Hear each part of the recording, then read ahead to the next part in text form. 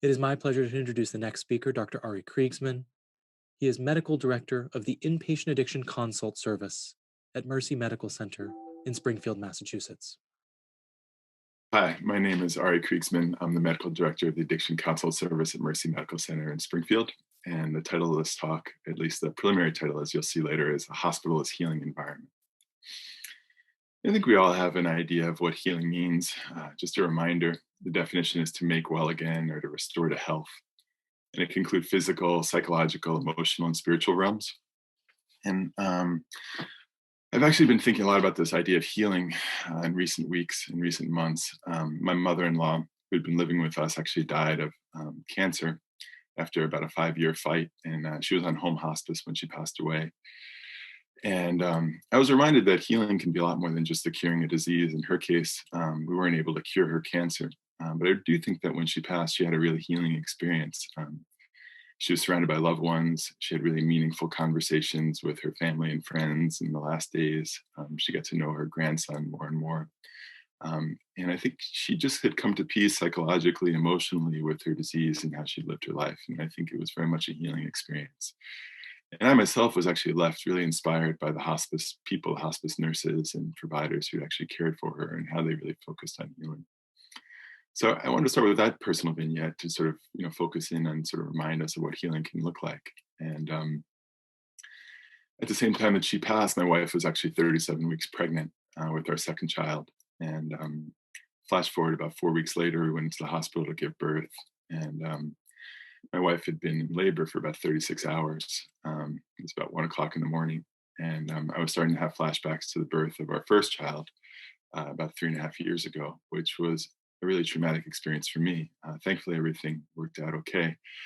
But during that birth, my wife had been in labor for about 36 hours. And at that point, it was probably 2 o'clock in the morning. The baby's heart rate slowed down. And they rang a bell on the wall, and it seemed like 20 people rushed in and wheeled my wife down the hall for an emergency C-section. And I was left there standing. And although I was a doctor and probably in some part of my mind knew that everything was going to be okay, I was also completely freaked out and scared. And despite not being a religious person, I found myself praying, standing there praying and crying actually for the first time in many years.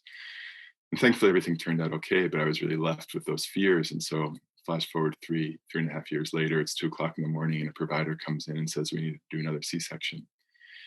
And my wife gets, wheeled down the hall again, and I'm standing in a very similar room across from the operating room. And there I am again, scared and praying and actually crying. And the provider walks in and sees me and holds my hand and says, everything's going to be fine. Everything's going to be fine.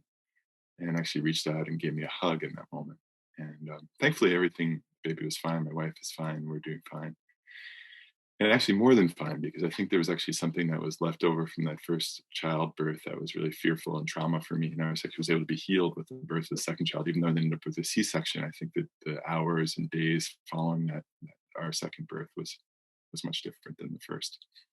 And so I found it really inspiring to be on the other side of things as a healthcare provider, to actually be the recipient of healthcare and have a family member who's receiving healthcare. I found it actually incredibly inspiring to go back to work and wanting to provide the same level of healing and care for the patients that we see.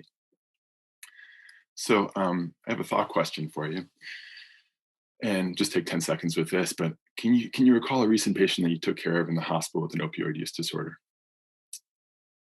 And from their perspective, what was their hospital experience like? And was it healing? Now, hopefully it was. But I think the sad reality is that as healthcare providers and healthcare institutions, we have a long legacy of traumatizing, judging, and, to be honest, mistreating patients with substance use disorders. And that's what I really wanted to focus on today, how we can shift that and make the hospital really a healing environment for people with substance use disorders. And so this is an article that came out last year, and it was a qualitative study. So I actually did interviews with people who'd been admitted to the hospital with endocarditis related to injection drug use and had an opioid use disorder. And what they actually did was they'd follow up interviews with them to find out what their hospital experience was like. And there's a few, I think, poignant quotes that I wanted to share. Patients across the board reported feeling second class. One patient said the nurse was like, well, this is your fault, which I think is often something that we hear. And the minute, this is the patient again says, the minute you say you're an addict, it's like you have this bullseye in your back. And patients experienced delays in care, barriers to surgery, and then substandard care in the community when they left. And again, unfortunately, this was actually done at an academic medical center in 2018. And I think we've come a long way. And the reality is, these people in the study probably got much better care from an addiction perspective than they would have 10 or 15 years ago in a different hospital. But it also speaks how much further we have to come. And I think if you're meeting a patient in the hospital with a substance use disorder who's been in the hospital before, interacted with healthcare, chances are they have a history of feeling traumatized and stigmatized by our system. And so I want to return to the title of this talk, which is Hospital's Healing Environment. But really, I think that's an easy one to hopefully we can all agree upon, even with this day and age with DRGs and length of stays and hospitals as these business institutions. But I think we're really all in this and remind ourselves is that we're there for healing. And we can agree on that. And I hope we can also all agree on that this should be for all patients. And the focus today is actually how to expand that theme. Hospital's healing environment for patients with substance use disorders. And so one of the questions I'll often get or used to get in the hospital was, or pushback is, are hospitals really the right place to treat addiction? There's a lot of things that we leave to the outpatient providers. If we come across a nodule on someone's CAT scan of their lungs, we'll often say, okay, the primary care doctor can follow that up. Or if their blood sugars aren't tightly controlled or their blood pressures aren't tightly controlled, we'll leave that to the PCP. The question is addiction really the right thing to treat in the hospital? And I do what's a rude thing sometimes, but I answer a question with a question, which is what's the best time? What is the best place to treat addiction? And at least the answer we use in addiction medicine circles is, wherever the patient is and whenever they're ready. And if you think about a hospital, an acute care hospital, we have an ER that's open 24/7. So people can always access addiction care whenever they want, ideally, and whenever they're ready for it. And then when people are admitted to the hospital, if you think about the amount of resources that we have in an acute care hospital, you would think that for sure we would be able to treat addiction along with all the other things that we do. The other question is, do we really have a choice? And I think the answer is no. We have, so many of these patients coming through our doors every day, and to not treat their addiction, I think is only not humane, but it's also ineffective. And I think a vignette I'll often use is somebody's admitted to the hospital with an injection-related endocarditis. They'll get 6 weeks of IV antibiotics. They might get a new heart valve. It could cost $500,000 for the visit. But I think over time, or at least in the past, addiction would never be addressed. And so we wouldn't actually be addressing the underlying root cause of the problem. And so I think we don't really have a choice. And to really sort of focus in on that for a moment, I just wanted to do a brief overview of epidemiology. This is a graph over time of opioid overdose deaths in Massachusetts. It's about 1 in 3,000 Massachusetts residents is overdosing per year, which is a huge number. We've leveled off an incredibly high number. It's still one of the highest numbers in the country. One of the things I wanted to focus on briefly was there was a huge uptick that you can see around 2011 to 2015, and that was with the introduction of fentanyl into our heroin supply. We saw this huge increase in overdose deaths. And over the same time period, what we've seen, this is actually a graph of hospitalizations in Massachusetts related to opioid use, and we've seen a near doubling of hospitalizations related to opioid overuse, opioid-related use issues during the same time period. And so not only people are dying in the community, but they're coming through our hospitals and their chance to really access care and to provide care and a healing environment for them. This is one other study I want to just briefly touch on for epidemiology, and this was a touch point study. It was done by La Rochelle, and the question was, if we look at people who've overdosed and died in Massachusetts in the past year, where have these people actually touched down? Where have they actually been in the months before they actually died of an overdose? And what you'll see on the right-hand side of this graph is that 21% of them went through detox, 17% of them actually went through the emergency room for a non-fatal overdose, and then 6% of them had a serious infection requiring hospitalization. And so the hospital, both in the ER and inpatient wards, is the place where we're seeing these patients. So the patients that we're seeing and caring for in the hospital, we should know that when they leave, that are a very high rate of overdose for them, and we should be doing everything we can to keep them alive. And I'm going to argue now that we should go one step further, not just to keep people alive, but really to maximize their life and to heal them, because I think that's really the business that we all want to be in. So then that begs the question, what can we actually do? How do we create a healing environment for people with substance use disorders when they come into the hospital? And at least the framework that I use for it is it starts really with a mission statement, or at least a commitment. You can have a formal mission statement or an informal mission statement, or really a commitment. In our case, we use that this hospital is a healing environment for people with substance use disorders. I think once you have that mission, I think that, and the next step is culture change. And how do you go about actually bringing that around to the hospital? And then once you have the culture change and you're addressing the needs of patients, you have more specific interventions. And these are the pieces that I'm going to cover in the rest of the lecture. Evidence-based medical care, how to develop policies and procedures that sort of follow this mission statement, and how do you ensure continuity and discharge on discharge, continuity in the community and discharge. So a mission statement, and I think this is really is the guiding principle, which helps us during difficult, complex decisions. These patients are some of the more complex patients that we'll care for, and we'll often come up with, we're going to come across these difficult cases. And this is what I always come back to. And I'll share a vignette for you. One of the common calls I used to get would be from a nurse who would call me and say, I don't know what to do. This patient just got admitted, just came up to the floors. They've got an abscess. They were fine and they went into the bathroom. Now they're back in bed and they're nodding off. And I'm afraid that they've used while they're in the bathroom. What should I do? And this is something that I often come back to. What is our mission? Or, and again, for us, it is we're a healing place. And just to contrast that, I think one sort of opposite is, are we a policing place or are we a healing place? And so for me, healing, I think, starts with understanding people. And so what I'll often do is, these are patients that I've now come to know quite well, being admitted with endocarditis or with injection-related abscesses. And so to start with, I start with like, what's going on in this person's world? And I think it's helpful for us all to understand. So let's take the case of endocarditis. Somebody's admitted to the hospital with endocarditis and say they have vertebral osteomyelitis, and try to put yourself in their shoes for a moment. And the way I often say it is, imagine the worst flu you've had in your lifetime, and then how you feel. Multiply that by a factor of 10, which I think is fair if you have an infection of your heart, and then also in your spine, say MRSA. And then add on top of that, you're actually going through withdrawal, so your addiction has hijacked your decision making and your mental processes. So now that's what it's like to be in that person's shoes. And the reality is, people do bring stuff into the hospital. Part of addiction is self-medication. People have been alongside in their shoes, and that you're going to be incredibly sick, or you're feeling incredibly sick from endocarditis, and you've had an experience of being in the hospital and not having your addiction treated. Is it so surprising that people would self-medicate? Maybe even they would self-medicate so they would feel like they could actually stay in the hospital, prevent the withdrawal, and actually get the treatment that they need. And so this is what it's like, I think, to put yourself in someone's shoes. And I think that's really helpful for me, because in the policing side, and I've been on that earlier in my career, if you're prescribing opioids for somebody and you find something in their tox screen, you're like, I got you, I busted you, you used something you're not supposed to use. And I think the policing place is a hard place to land. But I think a healing place and understanding is a much easier one. And so how do you handle that? So it's one thing to understand, but we still have to act, right? So it's not safe for someone to use and be injecting in the bathroom. We don't want somebody to overdose while they're in our hospital. And so we still have a duty to keep them safe and to heal them. And so the way I think about it is, there's two ways to go about it. So I think, if the nurse gives you the story that the person was fine, they went into the bathroom, they came out, now they're nodding off. The doctors come and see them. They have no other explanation for why they're nodding off. Their vital signs all seem okay. It sounds like they've used it, or there's a good chance that they use it, and a search is in order. But how do we do that actually in a healing way? So an example of a non-healing way is to call a security guard. Say it's a female patient, all of a sudden the male security guard shows up in the room unannounced and does a search. That can really re-traumatize people. There's a high level of trauma in our patients with substance abuse already. And so what we don't want is a hospital to be a re-traumatizing experience for people.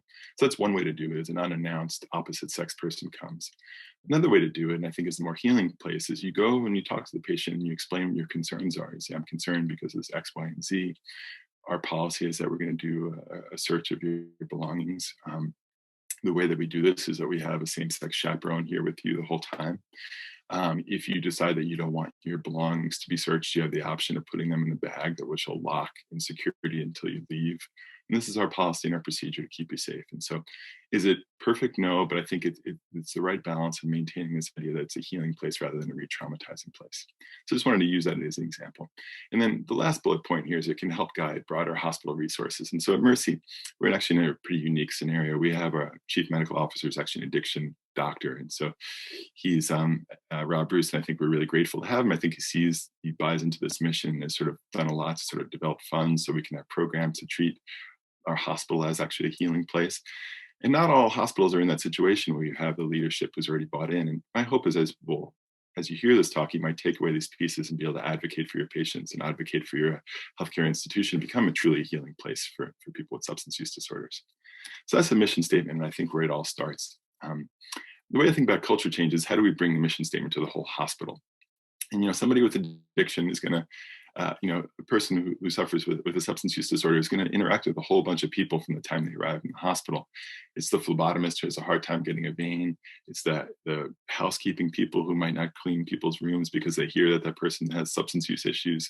It's the nurse who keeps on getting the call button things, lit up all the time. And so I think every person that the person interacts with, there's really an opportunity for healing or for judgment. And I think it's our goal is to really to bring this mission statement to everybody in the hospital. And the way that we do this is with some formal education.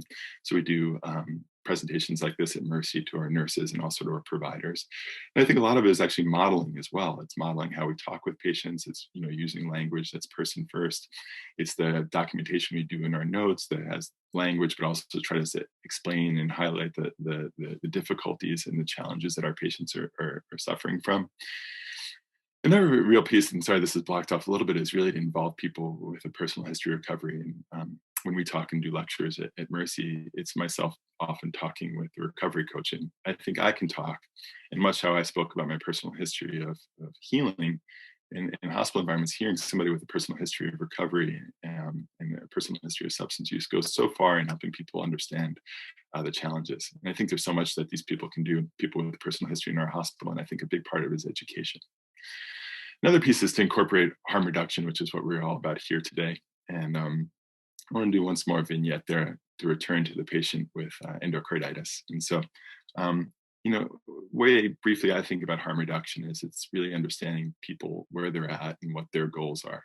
And so if we try to transpose our goals as providers onto people, we're going to end up being frustrated.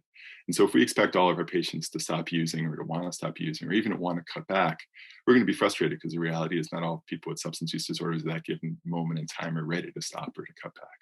So I think we have to reframe, what success is. And I think one of the problems with stigma in our hospital is we all want people to do better and we want them to change. And if we think that looks like everybody being abstinent, as providers and as nurses, we're going to get frustrated because not everybody's there and we're going to feel like failures. And then we're going to get frustrated. And I think that just further makes the stigma propagate. What I suggest instead for a harm reduction model is actually like, if we start with what the patient wants and then start with the successes, if this person comes to the hospital, they feel heard, they feel respected, they feel cared for.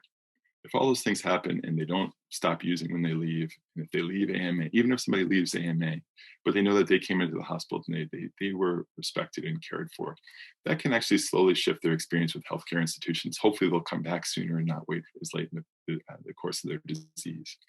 What I found in actually sort of shifting the harm reduction approach to our providers and to our nursing staff is that the nursing staff and social work staff have a much higher level of satisfaction with this. So sort of more focused bullet point care is other ways that we can make our hospital healing environment is really evidence-based medical care. So we know that starting medications for substance use disorders works. The hospital is absolutely a great place to do it. There's a really high rate of uptake. There's a really high rate of continuity in the community when we do this. I'm originally an internist by training. I would say there's nothing more gratifying in my work than starting somebody on methadone in the hospital. I used to really like to diurese patients in heart failure. I think starting methadone is even more gratifying for me. The changes that you see, where all of a sudden you've taken that hijacked brain out of the picture, people can sort of start to relax and actually focus on their care and their needs and actually do more therapeutic work sometimes. So starting medications, I think, is absolutely evidence-based. It saves lives. It really changes the framework of interactions. Everything gets better in my experience. Another piece I just wanted to touch on is pain management. A really common thing that I'll see, or common, I say, one of the common things I try to intervene on is often you'll see somebody admitted who's got an opioid use disorder, might be on 180 milligrams of methadone as an outpatient. They come in with an acute painful issue that's returned to vertebral osteomyelitis, and the provider might say, well, they're on a huge dose of opioids already. I'm not going to prescribe them anything further. They're already on their 180 milligrams of methadone. I sort of step in and will say that 180 milligrams is like their baseline in their steady state. They have a huge tolerance already. We need to step in and actually give them some more pain medicine, and actually doing proper pain management on top of the methadone really helps build rapport. And I think once you have pain a little bit better control, you can have really patient-centered and patient-inclusive conversations where you can talk about how to safely taper the medications. The other piece I think is really involving addiction medicine in complex care decisions. And so decisions get made all the time that take into account somebody's addiction history. So whether somebody gets a heart valve now with endocarditis, absolutely the cardiothoracic surgeons are thinking about their addiction history. But the voice of addiction medicine has often been left out. And so I think including our voices and saying, yes, this is a patient who's at risk of relapse and reinfecting this valve if we put a new valve in. But at the same time, we know that they seem ready for treatment. They seem motivated for treatment. They've had good success with treatment in the past. And we're going to start treatment right now. That can change the decision. I'm not going to be the one to decide whether somebody actually gets a valve. But I think just including that in the conversation is an important piece. And then just mentioning, hopefully we'll get this many places in the course of this conference, is naloxone provision and discharge. And then developing policies and procedures. On the copy on the right is just a copy of our search of patients and personal effects and handling of prohibited items. So I think, policies that are really informed by our mission statement and trauma-informed care and patients' needs. And so examples are things like search policy, having a policy to actually provide naloxone and MOUD protocols can go a long way to actually putting policies to our mission statement.